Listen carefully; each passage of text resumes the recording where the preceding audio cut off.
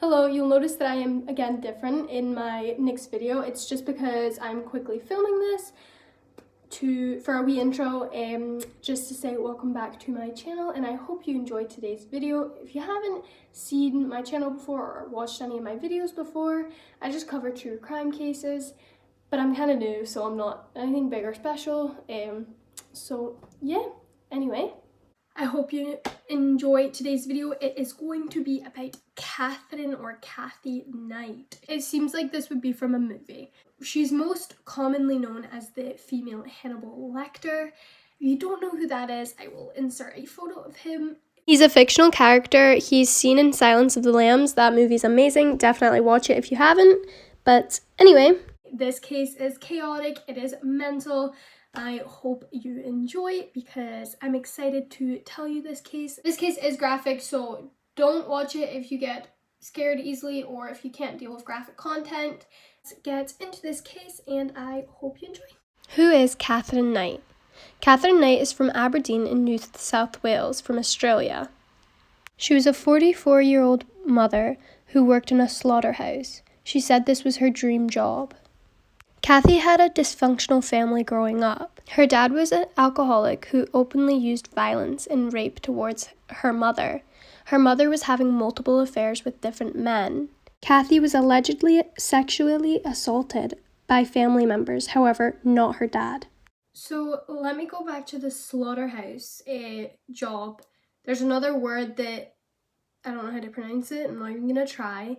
For a slaughterhouse, Kathy said that this was her dream job. She left school with, I think at age 15, she didn't have like any qualifications and she didn't really know how to read and write properly. So she got into this job. She loved it. She was doing amazing. All her employers and employees were like, wow. There's many reports of her like exceeding like how well she was. She got a promotion for becoming a boner. So that is where they are properly killing and, you know, doing all the nasty stuff.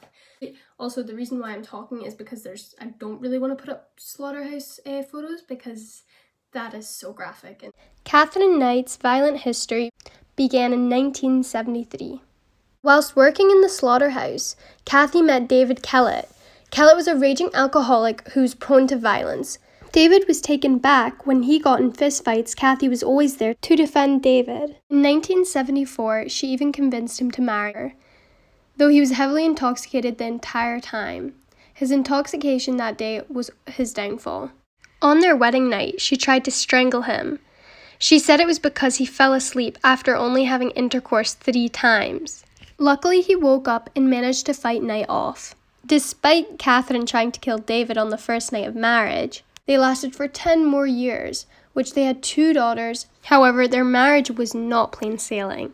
A heavily pregnant Knight burned all of Kellett's clothes and shoes before hitting him across the head with a frying pan, simply just because he had arrived home late from a darts competition, as he made it in the finals. In fear of his life, Kellett fled before collapsing in the neighbor's house. He was later treated for a badly fractured skull. Police wanted to charge her. Knight made sure David dropped all the charges. David ended up leaving Kathy after this ordeal. Kathy went through a period of deep anger and she went chaotic. She spent a few months in a psychiatric hospital after threatening the life of a mechanic who serviced David's car. Because the mechanic fixed David's car, it allowed David to leave Kathy. David ended up taking her back when she was released from hospital. However, their reunion was short-lived. In the ward, Katherine met a new David, David Saunders. A few months after meeting, David moved in with her and her 2 daughters. She kept the knives she used in work, above her bed. She loved her knives. She made sure they were always immaculate, in perfect condition.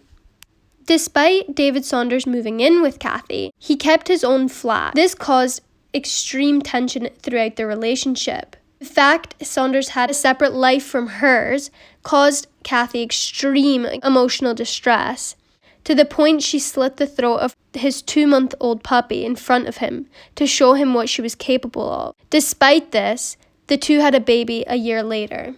David Saunders left her shortly after their daughter's birth, as Knight had attempted to kill him by stabbing him with a pair of scissors. After Saunders left, she met another man named John Chillingworth. She maintained a relationship with him for 3 years. They ended up having a son together. This was Kathy's first ever boy. For the most part, this relationship was easygoing, though this may have been due to the fact Knight was carrying on an affair with a man named John Price. This is the relationship that finally pushed Katherine Knight over the edge. In the beginning of their relationship, there was no complications. Price had 2 older children who lived with him, and they liked Knight well enough. He worked as a miner and made good money, which kept Knight comfortably sedated.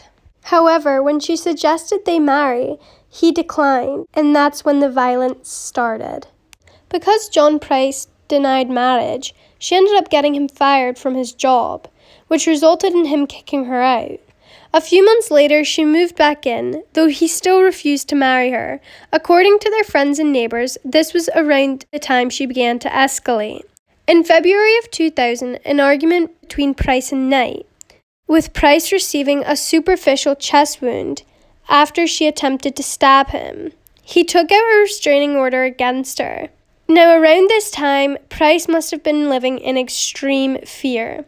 Towards the end of the month, he told his co-workers if he was ever to go missing or ever end up dead, it was because of Katherine Knight. On March 1st, Price came home from work. He followed his usual routine of checking in with the neighbors before going to the bed at 11 p.m. Knight came home shortly after, made herself dinner, watched TV, and showered, and then went upstairs. She woke Price up. The two had sexual intercourse, and then Price went back to sleep. Knight went on a stabbing spree while they were in bed. Price woke up during the frenzy before attempting to escape as Knight chased him through the home. He managed to open the front door and get outside, but either stumbled back inside or was dragged back into the hallway where he finally died after bleeding out. She skinned Price with the skills that she had learned from the slaughterhouse, removing his head, face, ears, nose, torso, genitals, and legs, all in one piece.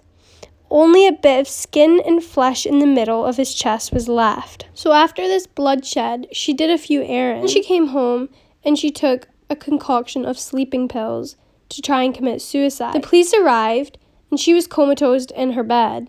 When the police went through, it was kind of dark, they couldn't really see what they were doing. One of the police officers had to pull back a curtain. And he was like, "Oh, why is that wet?" He checked his hand and it was covered in blood. They soon realized she made a skin suit which hung on a meat hook. She had draped his skin in the archway to the lounge room. She sliced off his buttocks and cooked the flesh with vegetables and gravy before setting the dinner table with name cards addressed to Price's kids. She planned on feeding the children their own dad. His decapitated head was boiling in a pot on the stove. In a further act, she had arranged his body with one arm draped over a drink bottle.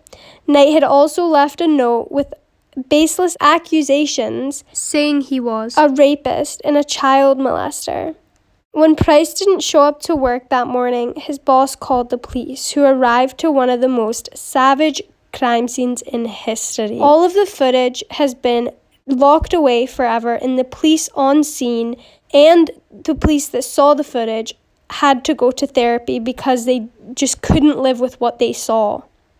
Luckily, police had intervened before the children got home from school. Knight was the first woman in Australia who got a lifetime sentence.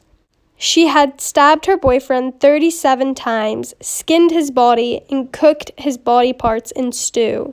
She had also eaten some of the meal. However, she couldn't stomach it. Her motive was revenge for constantly leaving her with the kids.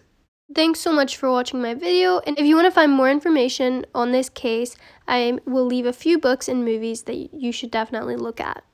Thanks again. Remember to comment, like, and subscribe, and tell me if you want me to do any other videos on specific topics, or just tell me how I did on this video. Also, follow my social media if you're interested in what I'm doing or when my next video's out. Also, if you're interested in photography.